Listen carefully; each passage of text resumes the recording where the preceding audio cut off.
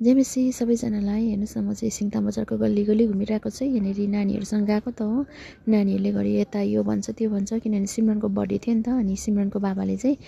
म आउँदिनँ नानीलाई लुगा किनिदिनु भनेर पैसा हालिदिनु भएको थियो नि त बर्थडेको लागि अनि नानीहरू चाहिँ देखेँ त्यही मन पराउँछ यता जान्छ उता जान्छ घरि यो भन्छ त्यो भन्छ अनि मैले बैदाको दोकानमा लगेँ त्यहाँ चाहिँ फिक्स प्राइस छ नि त अनि आफूलाई जे मनपर्छ त्यो ठिकैको प्राइसमा पाउँछ नि त सबै कुरा अनि मैले सोधेँ थिएँ के लान्छ कोरियन स्कर्ट लान्छ अरे मैले चाहिँ जिस्काउँदै थिएँ त्यहाँदेखि कोरियन स्कर्ट लान्छ अरे भन्दै हो मेरो चाहिँ रिसले बाम भएर आएको थियो नि त जे भने त्यो किनिदिन्छ मलाई चाहिँ छैन भन्दै अनि मैले जिस्काउँदै अझै कोरियन स्कर्ट लान्छ अरे हो नानाले त जाडोमा चिसोमा पुरा अब नाना स्कर्ट लगाएर हिँड्ने भयो भन्दै थिएँ त्यहाँनिर छैन रहेछ उनीहरूको मात्रै छ अरे अनि मैले हामीलाई माथि जाउँ न भन्यो अनि हामी माथि गयौँ नि त हो माथि जाँदा जाँदै नानीको त चेन्ज भइगएछ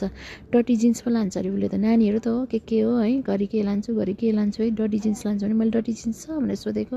डर्टी जिन्स छैन अरे त्यहाँदेखि चाहिँ मिकु रिसले घरि डर्टी जिन्स घरि मेडी घरि के भन्दै रिसले हो अनि मैले हेर्दै थिएँ यो प्यान्ट रहेछ अगाडि पछाडि दुई पकेट भएको रहेछ कसरी लाउने भनेर हेर्दै थिएँ यता कि उता भन्दैन हो अनि सिमरनलाई चाहिँ मन पऱ्यो अरे अनि त्यहाँदेखि प्राइस पनि हेरेको 999 रहेछ ठिकैको रहेछ अनि त्यहाँदेखि चाहिँ